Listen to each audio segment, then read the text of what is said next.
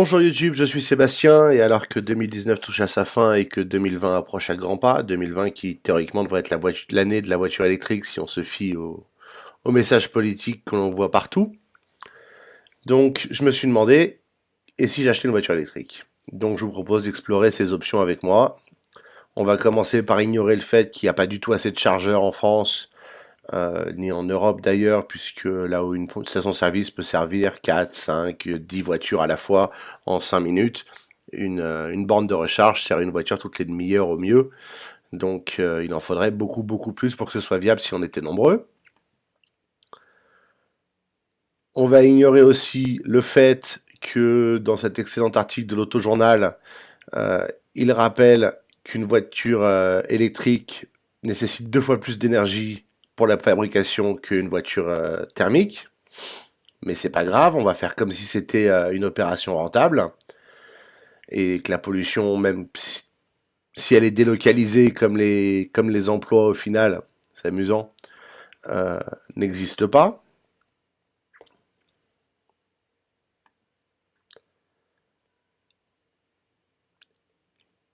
On va pas oublier le malus écologique qui nous pousse tous vers l'électrique, ce qui n'est pas forcément viable, mais ça fait partie des raisons qui font que passer à l'électrique et devient l'objectif, c'est qu'avec des malus écologiques tels, euh, le prix des voitures devient complètement débile, sans aucune raison particulière autre que d'enrichir l'administration. Quant à mes critères, ils sont simples. Je vais pouvoir transporter 2 personnes, moi plus une personne. Le Labrador de 50 kg va normalement dans le coffre. Les bagages pour un week-end sur le siège arrière. Il faut 300 km d'autoroute réelle, ce qui veut dire qu'il faut globalement 400 km au moins d'autoroute théorique testée par le gouvernement, parce que ce sont pas des tests réalistes ou pratiques, surtout une fois amené sur l'autoroute. Et je ne veux pas d'écran géant en plein milieu du tableau de bord, parce que c'est vraiment insupportable quand on roule le soir ou la nuit. Passons aux candidates. J'ai fait 1 million d'onglets, comme vous pouvez le voir. Tous sont une voiture qui a un sens, qui existe en électrique sur le marché aujourd'hui ou qui sera prochainement disponible.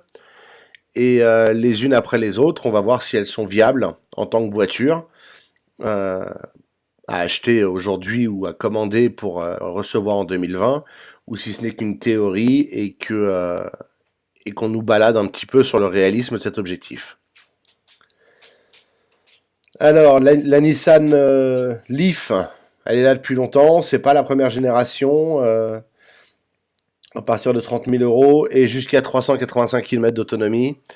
Objectivement, entre la taille de la voiture et l'autonomie maximum qu'on peut espérer, ça va probablement pas le faire. Et en plus, elle a la particularité de pas être très jolie, même si c'est loin d'être la pire de celle qu'on va voir aujourd'hui.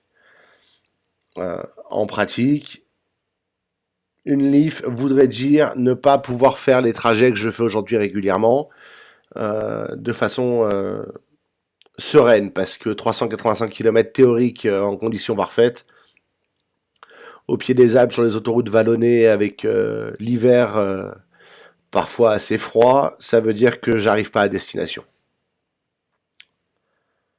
Donc pas de Nissan Leaf. La Zoé, excellente voiture, sans doute l'une des plus répandues en France. Je pense qu'elle représente une grosse part du marché de l'électrique. Ça, c'est la nouvelle version. Et elle a jusqu'à 400 km d'autonomie. 395. Mettons 400 km. Donc, même si elle est trop petite et que ça veut dire rouler siège arrière rabattu, si tant est que ce soit possible, et mettre les bagages avec le chien dans cet espace-là, on va la garder comme une option possible parce que ça fait tellement longtemps qu'ils font la Zoé qu'il faut au moins accepter le fait qu'ils soient un peu en avance sur la majorité en termes de qualité, de fiabilité et de fonctionnement. La 208, on a lu partout les talents de la 208 électrique, la nouvelle révolution française. Esthétiquement, pourquoi pas, même si je trouve que ces clignotants dans le pare-choc, c'est vraiment débile au moindre accrochage. Par contre, 300 km d'autonomie WLTP, pardon, c'est débile. Donc, je suis out. Et Accessoirement, j'aimerais bien qu'on arrête de dire 0 g de CO2 émis. C'est pas vrai parce que d'une manière ou de l'autre, il faut recharger les batteries. On consomme de l'électricité. L'électricité, elle est produite. La production d'électricité, elle a une équivalence en CO2 même si c'est du nucléaire. Parce que le nucléaire, c'est pas propre. Faut pas déconner, il y a des déchets nucléaires. Donc ça fait partie des mensonges qu'il faut ignorer quand on achète une voiture. C'est pas grave. Là, le problème, c'est l'autonomie. C'est juste pas une option. Là, nous avons la 2008, supposément la plus viable de la gamme Peugeot, puisqu'elle a pour le coup, elle, un coffre, ce qui serait magnifique. C'est au final jamais qu'un petit crossover électrique, avec des batteries foutues partout. Donc, sur le papier, c'est celle qui me semblait la plus viable, sauf que agrandir la taille de la voiture leur a pas fait augmenter la taille du pack batterie. Donc, autonomie, 320 km, c'est encore pire que la 208, c'est encore moins une option. La Corsa E, sans doute celle que j'achèterais si je roulais en ville principalement avec la voiture en question. Je la trouve beaucoup plus réussie que la Zoé ou que la 208. 337, ça se joue à 3 km/h, donc elle est peut-être un chouille moins aérodynamique que la 208, mais en dessous c'est la même voiture, et esthétiquement c'est quand même beaucoup plus joyeux. C'est quand même rare qu'une voiture soit présentée en orange et que la couleur lui aille bien. Mais malheureusement, pour mes critères et pour l'usage, puisque je cherche pas à acheter 3 voitures électriques, j'aimerais bien une seule qui fasse tout. Et 400 km me semble pas complètement absurde. C'est moins que l'autonomie du X5 avec un plein, et c'est le tiers de l'autonomie de la série 3 avec un plein. Et encore, ça c'est des autonomies réelles sur les voitures que je vous ai données, et non pas les théoriques mesurées quelque part un jour. Donc pas de Corsa E, même si je la trouve très réussie et qu'on devrait beaucoup plus en entendre parler et en voir dans la rue. Le Opel Grandland X. Alors ça, sur le papier, oui, il est dans la rubrique électrique.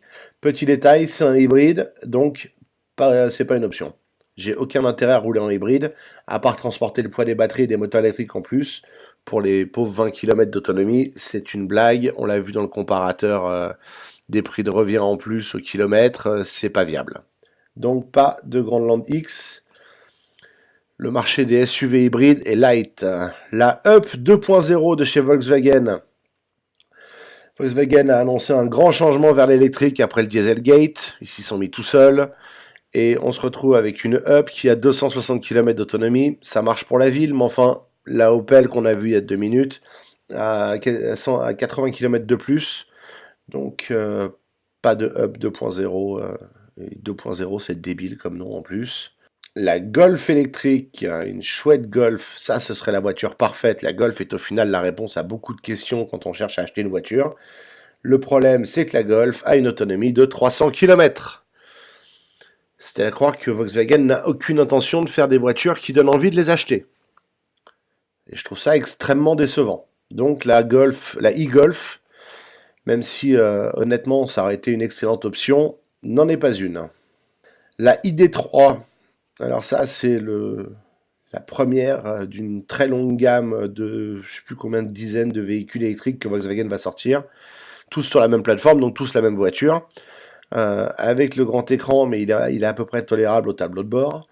Le vrai problème de l'ID3, c'est que d'abord ça, c'est la version, la première édition qui est vendue donc probablement plus cher et en quantité limitée, et que quelque part il faut trouver l'autonomie, ce qui n'est pas simple quand même. C'est quand même le premier critère sur une voiture électrique. Pourquoi est-ce que l'autonomie est en bas de la page? Il y a 3 options, de 300 à 550 km, donc ça ce sera une option quand elle sortira, si le reste de la voiture est acceptable. Globalement, la grosse batterie 550 km, ou même la moyenne, serait viable. Alors il y a un petit 2 à côté de ces mesures. Le 2, c'est des estimations d'autonomie. Sur le banc d'essai, pas de série. Dépend des équipements installés, de la conduite, de la vitesse, de la consommation des équipements de confort. Ok, donc en pratique, 80% des conducteurs parcourent entre ça, et 550 étant un maximum, donc certainement pas dans la région. Mais la grosse batterie ferait probablement l'affaire quand ce sera disponible. Avoir la voiture. Le coffre a l'air un peu compact dans celle-là, mais c'est similaire à une Golf, donc c'est gérable. J'attends de voir ces voitures dans le commerce. Mais ça reste une option. Les Smart, la marque est morte. Maintenant, c'est des voitures électriques qui n'ont que peu d'intérêt. Parce que la théorie qu'en ville, en Smart, en pratique, une Smart électrique dans une grande ville, ça fonctionne. Dans une petite agglomération, ça fonctionne aussi. Si vous avez besoin d'aller plus loin, ça fonctionne plus. Elles ont 160 km d'autonomie théorique. C'est bidon, elles ont 100 km en vrai. Le problème, c'est que vous avez vécu en ville, et même cette photo le montre, il n'y a pas un chargeur pour chaque place de stationnement. Or, quand on a 100 km d'autonomie totale, théorique, enfin 160, mais en pratique, à mon avis, plus une centaine, un chargeur de temps en temps, ça suffit pas. Il faut pouvoir la brancher quasiment à chaque fois qu'on la gare. Donc, la Smart électrique va disparaître, à mon avis, prochainement, ou alors il va falloir un dramatique changement de la performance des batteries. Ça, c'est la 4 portes. On va aussi se débarrasser de la 2 portes, parce que, avec toute la bonne volonté du monde, c'est pas plus viable. Ce qui nous amène au Tesla. Il y a 3 modèles disponibles, la S, la 3 et la X. Alors la X, c'est mort déjà pour les portes arrière. J'habite dans le monde réel, je vis pas dans un studio cinéma. Les portes papillons, les machins, je m'en fous et c'est chiant et c'est long quand je veux mettre un truc sur le siège arrière. Je veux juste que ça ouvre la porte, mettre le truc et le fermer. La 3 et la S auraient été des super idées parce qu'elles ont un coffre qui est pas tout à fait fermé. C'est pas des berlines, c'est des haillons à l'arrière, donc ça aurait un sens. Le problème, c'est que je veux une voiture qui se conduise comme une voiture et qui soit confortable à utiliser et agréable. Je veux pas faire partie du club des bêta-testeurs et moi l'écran géant en plein milieu du tableau de bord. On va le trouver quelque part en photo pour ceux qui ont raté cette merveille. On va le trouver quelque part en photo. Il est pourri ce site aussi. Allez, Model S. On va y arriver, hein. C'est pilotage automatique. Voilà. Là, vous avez l'écran géant dans la voiture. Essayez d'allumer la télé chez vous le soir à côté d'une fenêtre et de regarder par la fenêtre à 1 mètre de distance. C'est la même que d'avoir cet écran géant. Je trouve ça ahuri et je comprends pas que ce soit autorisé par les normes quand on nous reproche la distraction d'un téléphone portable ou techniquement de manger un sandwich au volant. Mettre des écrans aussi grands et aussi lumineux et éblouissants semble absurde. Donc pour moi les Tesla c'est non. Sont trop chères pour ce qu'elles offrent comme qualité de véhicule et tous les services d'entretien et de garantie sont hautement insuffisants à mes yeux. Donc pas de Tesla. Ça viendra un jour, ils ont fait des grandes choses pour l'automobile, ils ont traumatisé les grands constructeurs et les ont forcés à changer leurs habitudes, mais ça ne veut pas dire que ce sont des voitures que j'envisagerais. J'ai pas 100 000 euros à mettre dans une expérience intellectuelle et fashion. Toyota, alors là vous avez la voiture qui pourrait changer le monde. Le moteur à hydrogène, puisque c'est beaucoup plus vertueux que le principe des batteries et des chargeurs, puisque c'est tout aussi propre. Et quand on fait le plein d'hydrogène, on peut recommencer à rouler. Et un plein d'hydrogène, ça prend pas 30 minutes, ça prend 5 minutes, comme un plein d'essence. Donc voilà une voiture qui serait viable. Je vais la garder dans la sélection, même s'il n'y a pas assez de pompes hydrogène en France du tout, mais on peut espérer que ça vienne. Le principal problème de cette voiture, c'est que pourquoi elle est aussi moche ? Sérieusement, qu'est-ce que c'est que ce design ? Il y a un designer qu'il faut fusiller. Donc, mettons, pourquoi pas, mais c'est dur de se lever tous les matins et de se dire ça c'est ma voiture. Mais pour moi, l'hydrogène est la seule solution viable aujourd'hui. Peugeot. Ah bah, je suis toujours chez Peugeot. Ah oui, j'étais sur le 2008, où je regardais le prix. 43 000 euros pour les 320 km d'autonomie, c'est un peu léger. Ford Mustang Mach-E électrique, 600 km d'autonomie, on s'en fout du 0 à 100 encore une fois. Et ça, c'est intelligent d'annoncer ça, 93 km d'autonomie en 10 minutes de recharge. J'aimerais bien savoir ce qu'il faut comme chargeur bien spécifique et bien puissant, mais au moins c'est une mesure intéressante, puisque pour à peu près le temps d'un plein d'essence et d'aller payer à la caisse, vous récupérez 100 km d'autonomie. Esthétiquement, pourquoi pas ? Effectivement, pas grand-chose à lui reprocher. Il me fait beaucoup penser au Ford Puma qui vient de sortir. Je crois que c'est le Puma qui vient de sortir, peu importe, au nouveau petit crossover Ford. Le GPS au tableau de bord, écran géant, au secours. Pourquoi ? Qu'est-ce que j'ai fait pour mériter ça ? En plus, il est même pas intégré au tableau de bord, il est juste posé dessus. Je veux dire, c'est comme de prendre un support iPad pour la grille de ventilation, c'est ahuri. Donc voilà une option sur laquelle il faut sacrifier un critère, mais un seul, c'est l'écran. Éventuellement lui faire une housse pour mettre par-dessus. Hyundai, l'Ioniq. Alors Hyundai c'est intéressant puisque vous arrivez sur cette page qui est une publicité. Ensuite ils veulent vos coordonnées, toujours coordonnées, vite, remplir fichier, recevoir catalogue papier. C'est débile.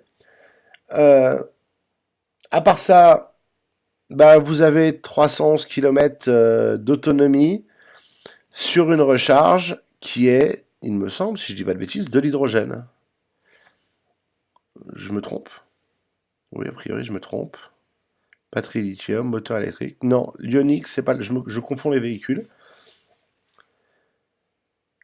Donc vous avez 300 km d'autonomie dans une voiture qui est pour le coup qui ressemble à une voiture. Le problème, c'est que 300 km, c'est très en dessous des standards de ce que j'ai défini comme critère. Donc pas d'Ioniq. Nexo, voilà, c'est celui-là auquel je pensais. Je pense. Je suis désolé, les pages ont été descendues. Voilà, Nexo, un petit crossover hydrogène qui ressemble à une voiture. J'ai rien à lui reprocher esthétiquement. Peut-être pas le design que je préfère. Mais il est pas moche, il est même presque... Il est joli. C'est juste un crossover. À 75 000 euros. Quand même, faut le digérer, mais le Toyota Mirai est à peu près au même prix. Et il est à l'hydrogène. Encore une voiture qui a un sens. Donc ils vous racontent la vie de l'hydrogène, c'est merveilleux. Pourquoi est-ce qu'ils ont fait des tests pendant longtemps Moralité, vous faites le plan en 5 minutes, hop, 600 km d'autonomie. C'est quasiment comme une voiture. Donc ça, pour moi, ce serait une option très viable. Il faudrait juste trouver les pompes de façon un peu régulière et ce serait extrêmement intelligent d'un point de vue écologique. Donc on le garde. Suivant, le Hyundai Kona électrique. Il ressemble à un Kona avec une face avant immonde, mais c'est pas grave. 449 km d'autonomie théorique, ça rentre dans les critères, c'est un petit crossover. J'ai rien à reprocher à la voiture. En freinage à récupération d'énergie, il faut peut-être arrêter de le vendre comme si c'était la révolution, parce que... alors ils ont cet écran en plein milieu, ils l'ont tous, ils viennent dans la version essence. Je comprends pas pourquoi est-ce qu'il ne faut pas le mettre plus bas et la grille de ventilation plus haute et la voiture serait plus agréable. Mais voilà une autre option viable. C'est quand même intéressant, il y a une marque qui en a deux. Donc ça, je peux mettre le chien, les bagages, faire la route, tranquillement, pas de problème. Je le prendrai jamais dans cette couleur, mais ça c'est pas grave. Voilà une solution viable. Suivant, Kia, j'adore le e-Soul. 452 km d'autonomie. Une forme optimisée, un écran intégré dans le tableau de bord. Que demande le peuple? Vive le e-Soul. Le e-Niro ressemble comme deux gouttes d'eau au Kona, et pour cause, c'est sans doute la même voiture en dessous, puisque ces deux marques sont mélangées. J'aimerais bien trouver l'autonomie de façon efficace. 455 km. Combien il avait l'autre? Où est-ce que c'était? C'est tellement mal arrangé ces sites, c'est effarant. 54 minutes de charge. C'est pas possible quand même d'avoir aussi peu d'informations.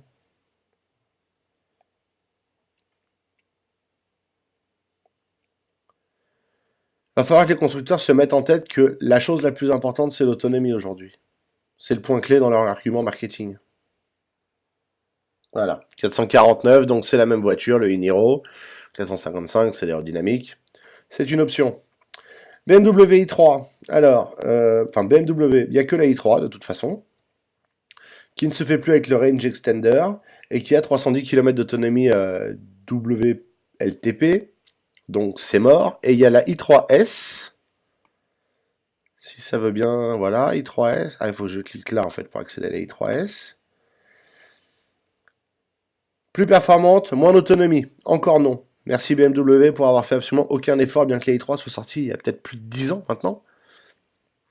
On pourrait penser qu'ils aient appris quelque chose et fait des progrès. Donc pas de BMW. Mercedes, l'EQC, je vais l'adorer. Oui, ok. Nouvelle EQC, alors ils nous racontent leur vie, pourquoi est-ce que Mercedes est merveilleux, pourquoi est-ce que Mercedes est fabuleux. Il n'est pas sorti encore a priori, je peux m'inscrire pour avoir des informations, mais j'ai pas d'informations. Alors, autonomie 445 et 475 en N2DC et vaguement 400 WLTP. Très bien, le EQC sera une option quand il sera sorti. Mais en l'occurrence, Mercedes a fait un crossover SUV à l'esthétique un petit peu fade à mon goût et un peu lisse, mais réaliste et viable. Tarif, à mon avis, on va faire un malaise tous ensemble.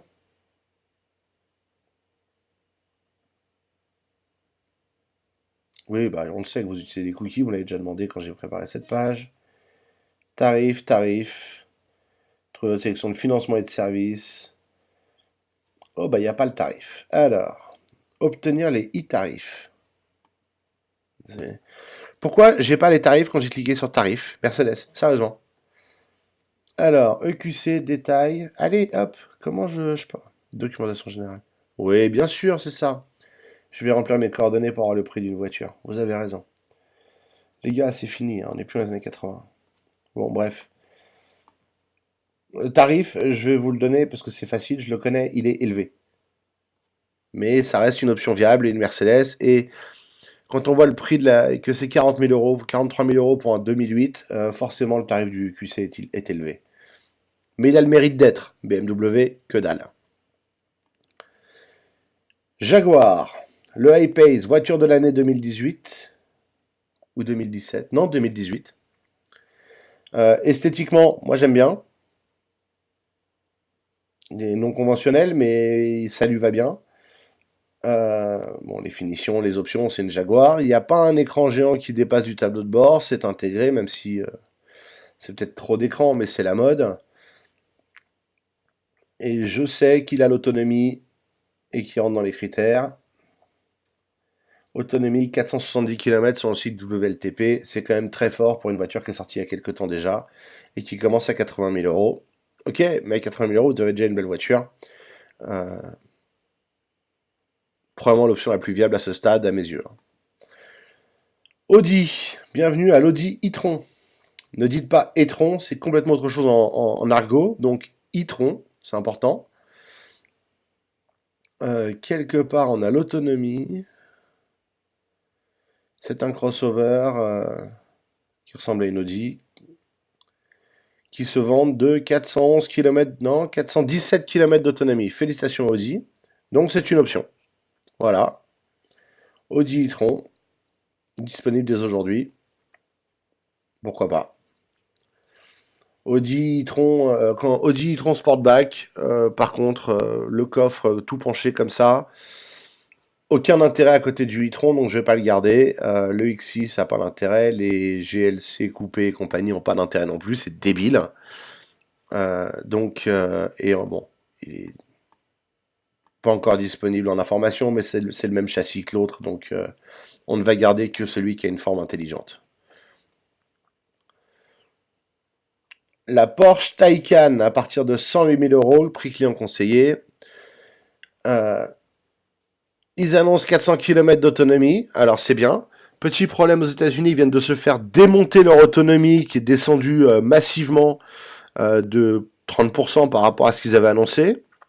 Donc j'attends de voir les résultats là-dessus. Et de toute façon, c'est pas une voiture réaliste, c'est une voiture passion, c'est une voiture hobby. Euh, ça répond à la plupart de mes critères, mais ça répond certainement pas aux critères d'avoir le chien dans le coffre et de faire juste de la route.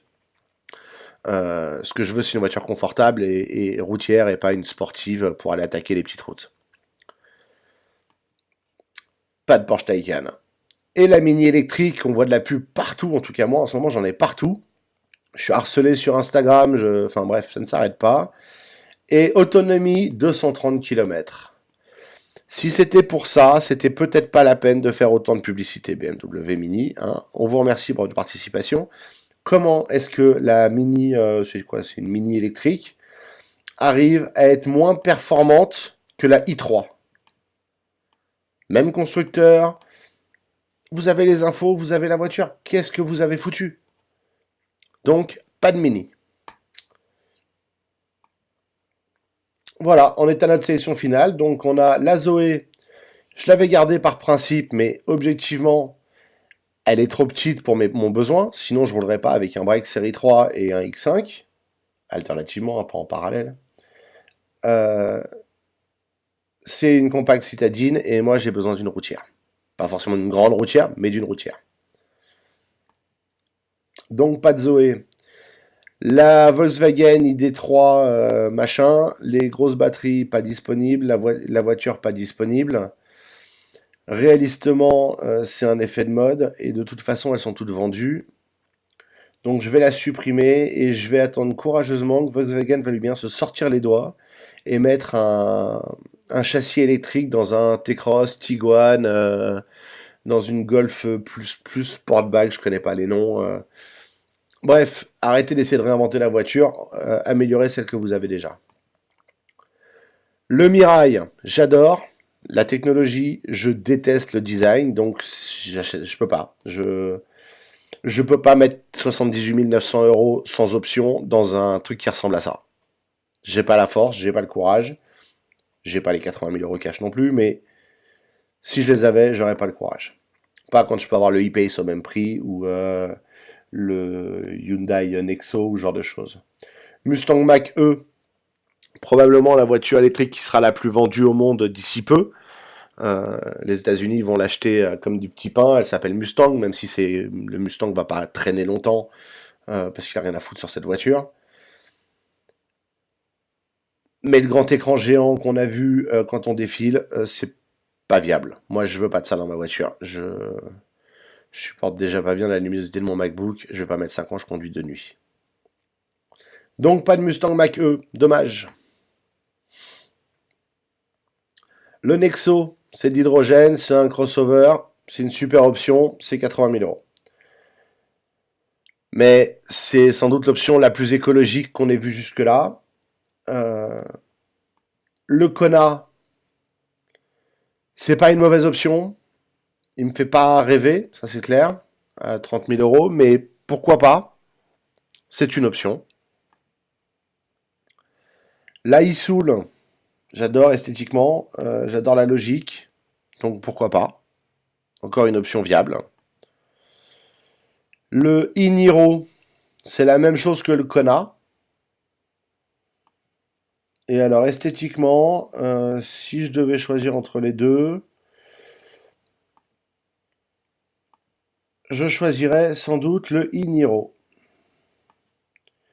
Et pour être allé les voir, il me semble que l'intérieur du e-Niro a le GPS intégré, pas le GPS posé sur le tableau de bord. Comme c'est la même voiture en dessous, bye bye Kona. Le Jaguar I-Pace, je le garde parce que c'est une option viable qui répond à tous les critères. Et le Audi e-tron, je le garde aussi parce que c'est une option viable qui répond à tous les critères. Même si le tarif est, il me semble, un peu hard sur le Audi. Votre Audi e-tron, mettons, si je clique là, récapitulatif. J'ai rien configuré, mais j'ai un récapitulatif. Alors, ah non, 72 000 € à partir d'eux. Ok. C'est le premier prix. Je sais pas pourquoi c'est un 50 Quattro. Autonomie. Et l'autonomie. Mais ils sont forts. Il n'y a pas l'autonomie. D'accord. Ah si, elle est là-haut. Non, elle n'est pas là-haut. Caractéristiques. C'est bien le bon. Autonomie 300 km. Ah bah voilà. Donc c'est pas le bon. Donc il y a une option de batterie. Finition, ça va être ça.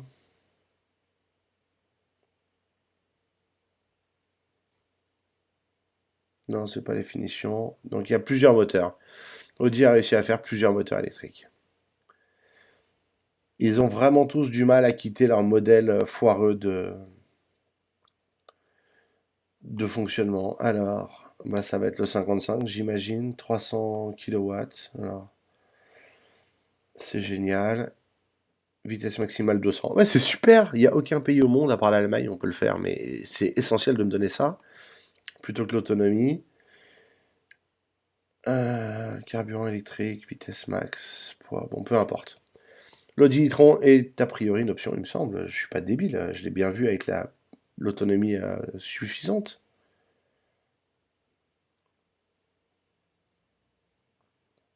Oui, 417 km, ça se flashait sur l'écran. Très fier d'eux quelque part, voilà. 417 km. Donc théoriquement, il a l'autonomie, donc on le garde. Donc on en est réduit à 5 voitures. Une à l'hydrogène, mais l'hydrogène, le problème, c'est que c'est pas super facile aujourd'hui, c'est pas encore développé. La e-Soul, félicitations Hyundai. Vous en avez deux, Kia, pardon, autant pour moi. Vous en avez deux, même si Hyundai c'est pareil, il y en a une de chez Hyundai qui fait l'affaire. Le Niro,